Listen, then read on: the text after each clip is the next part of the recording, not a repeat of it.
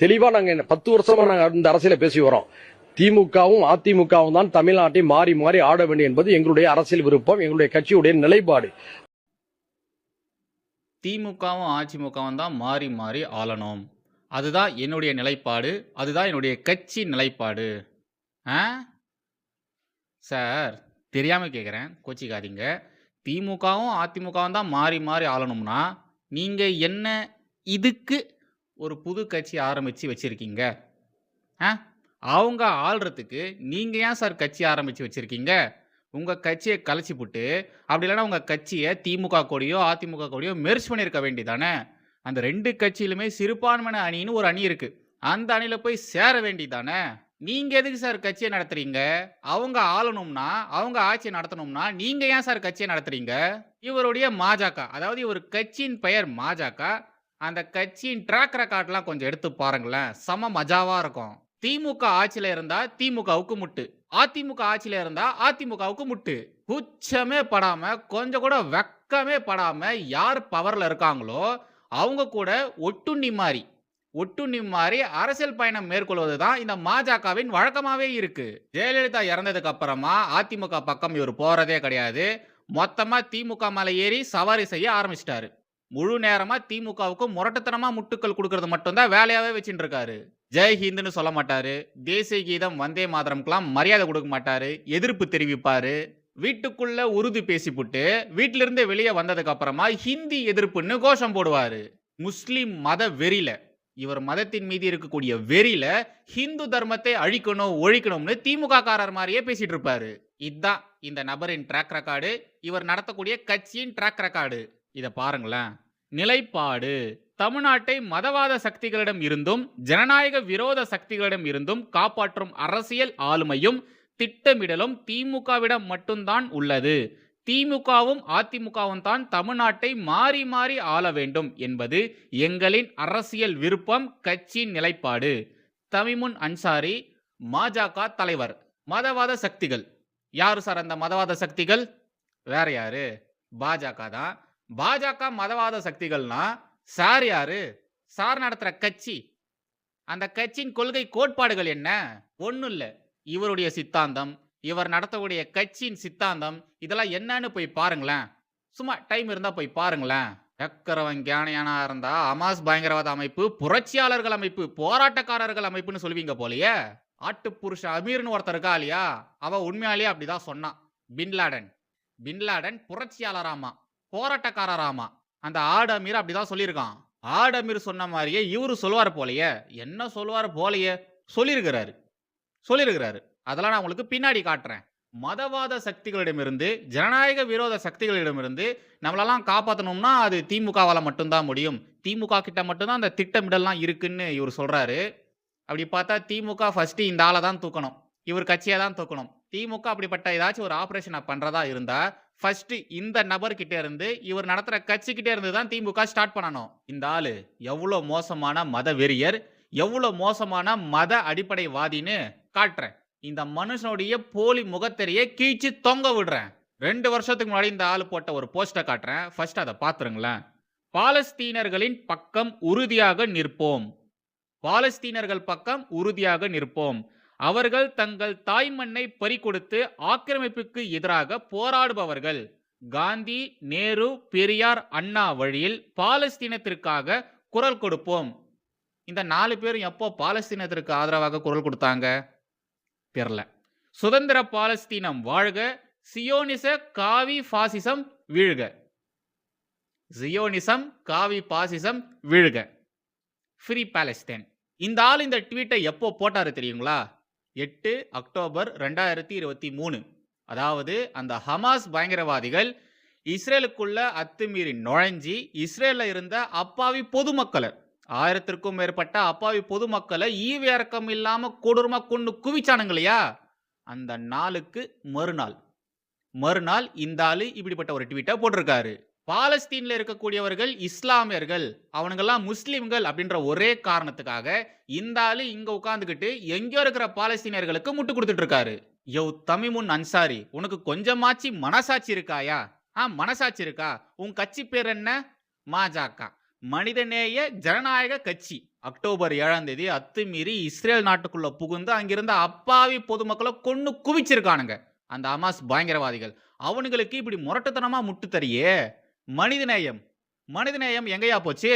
ஜனநாயக ரீதியில தேர்ந்தெடுக்கப்பட்ட அரச காவி பாசிச அரசுன்னு சொல்றியே, அந்த அரசு வீழணும்னு சொல்றியே.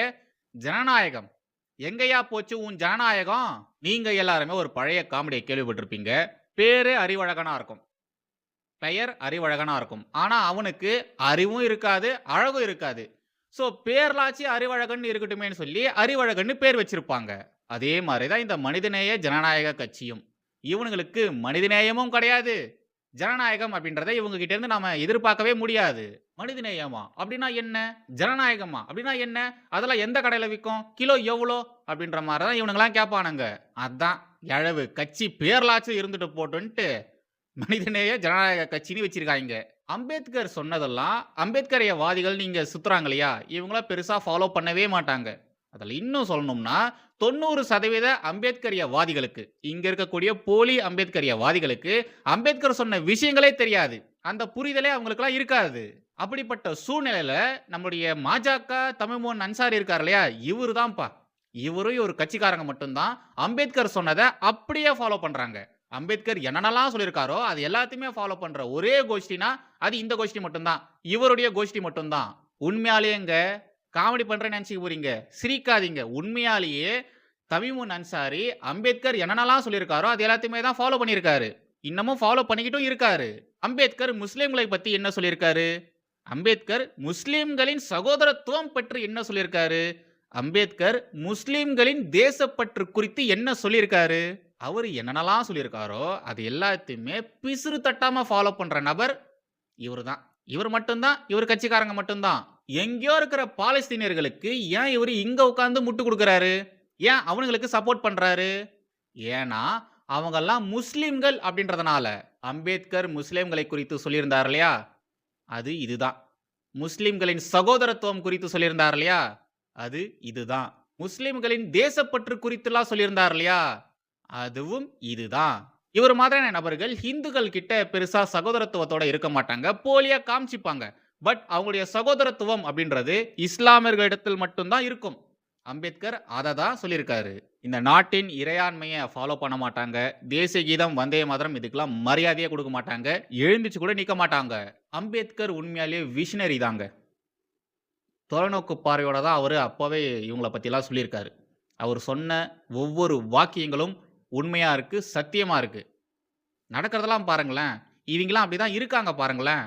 இப்போ தினமலர்ல வந்த ஒரு நியூஸ் கட்டை காட்டுறேன் பாருங்க.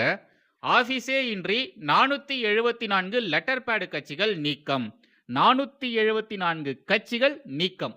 ஆபீஸே இல்லாம வெறும் லெட்டர் பேடு வச்சே அரசியல் பண்ணிட்டு இருந்தாங்க இல்லையா, அந்த கட்சிகளுடைய உரிமத்தை அங்கீகாரத்தை ரத்து பண்ணியிருக்காங்க. தமிழகத்துல 45 டுபாக்கூர் கட்சிகளுக்கு வேட்டு.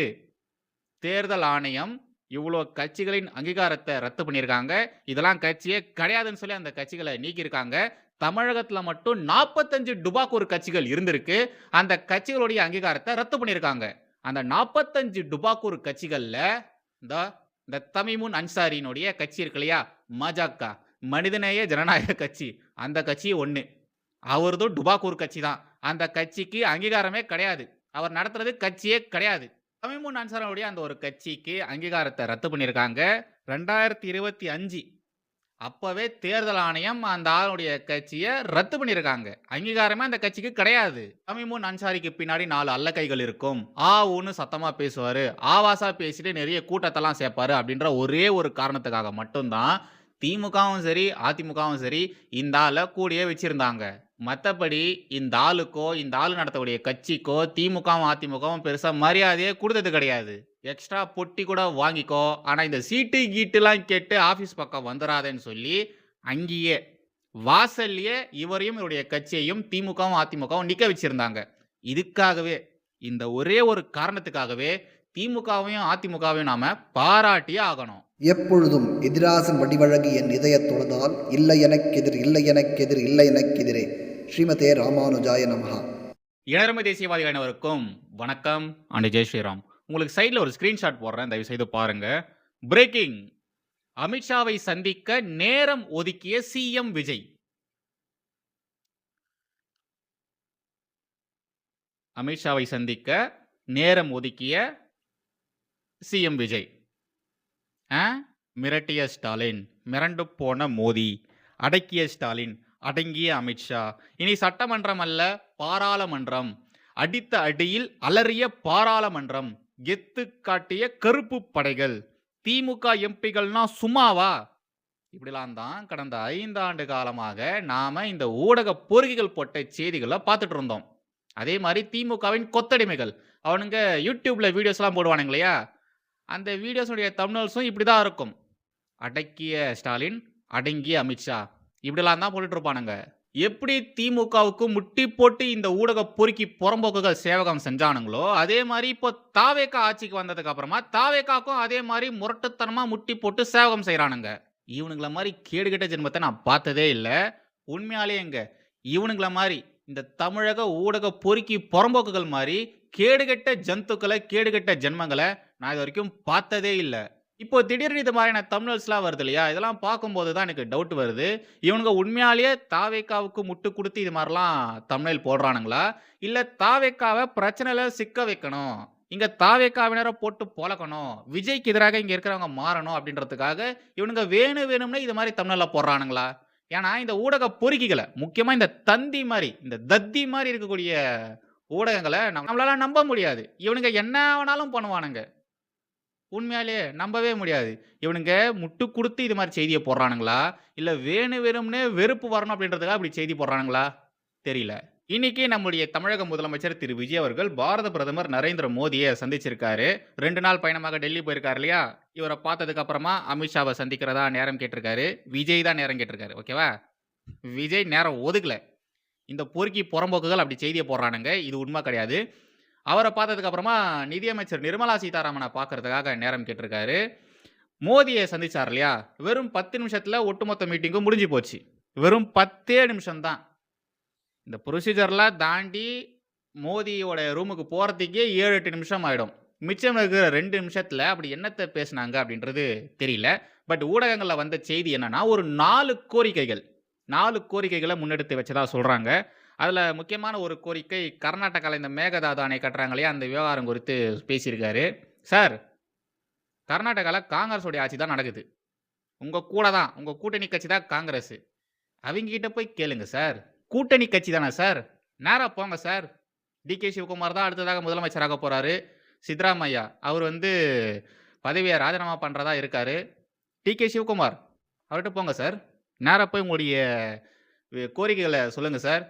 கட்டாதீங்க, அணையாக கட்டாதீங்க. மீறி கட்டினீங்கன்னா தமிழகத்தில் காங்கிரஸ் கூட்டணியை நாங்கள் வச்சுருக்கோம் இல்லையா, காங்கிரஸ் கூட்டணியை துரத்தி அடிச்சிருவோம் அப்படின்ற மாதிரி போய் சொல்லுங்கள் சார். டிமாண்ட் வைங்க சார். பிரதமர்கிட்ட வைக்கிறீங்க, கூட்டணி கட்சி தானே, அங்கே போய் பேசுங்க சார்.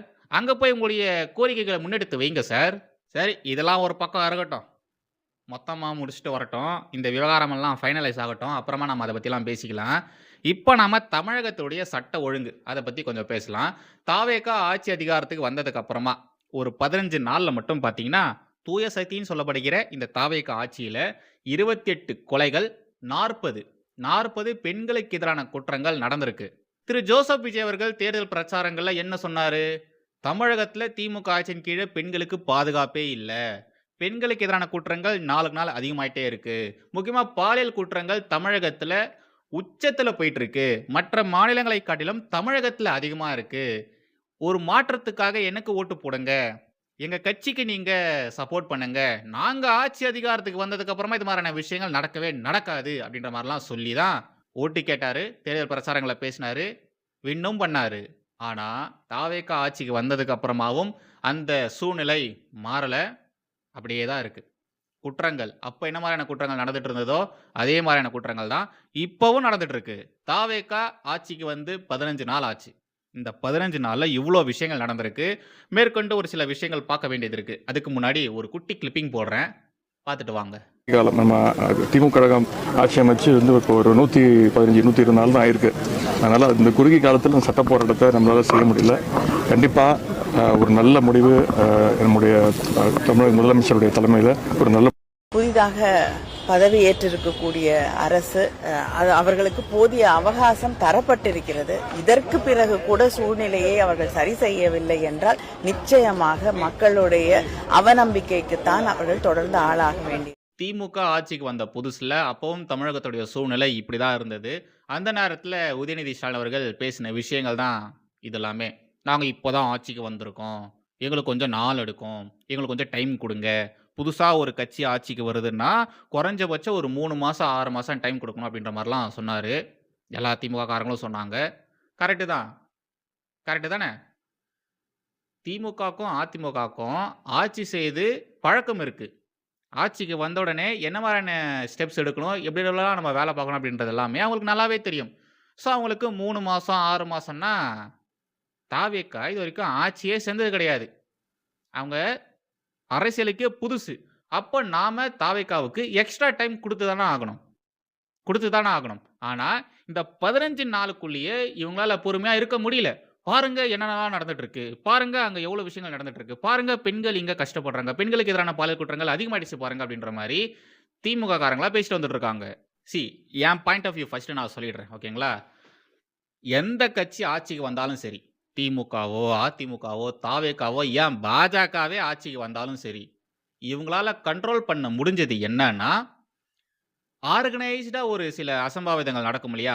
வேணும்னே திட்டம் போட்டு ஒரு சில விஷயங்கள் பண்ணுவாங்க இல்லையா? இந்த கலவரம், அப்புறம் ஹை ப்ரொஃபைல் இருக்கிறவங்கள போட்டு தள்ளுறது, இது மாதிரியான விஷயங்களை இந்த கட்சிகளால் தடுக்க முடியும். விச் மீன்ஸ் அவங்களுக்கு கீழே இருக்கக்கூடிய, அவங்களுடைய அதிகாரத்துக்கு கீழே இருக்கக்கூடிய காவல்துறை, இன்டெலிஜென்ஸு இவங்களெல்லாம் வச்சு இது மாதிரியான குற்ற சம்பவங்களை தடுக்க முடியும்.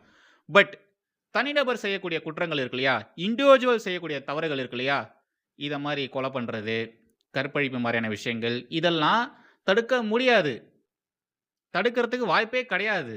எந்த கட்சி ஆட்சிக்கு வந்தாலும் சரி, நாளைக்கு அண்ணாமலையே முதலமைச்சர் ஆனாலும் சரி, அவராலையும் முடியாது. ஏன்னா இதெல்லாம் அன்பிரிப்பேர்டு சொல்லக்கூடாது, அன்பிரிப்பேர்டு. கோபத்தில் டக்குன்னு கொலை பண்ணியிருப்பான், ஒரு ஆத்திரத்தில் டக்குன்னு கொலை பண்ணியிருப்பான், குடி போதையில் இருப்பானுங்க, 2 பேர் சண்டை போட்டிருப்பானுங்க, அதில் ஒருத்தர் செத்து போயிடுவான், அடிச்சுக்கிட்டு செத்து போயிடுவான். இது மாதிரியான விஷயங்களை நாம் கண்ட்ரோல் பண்ணவே முடியாது.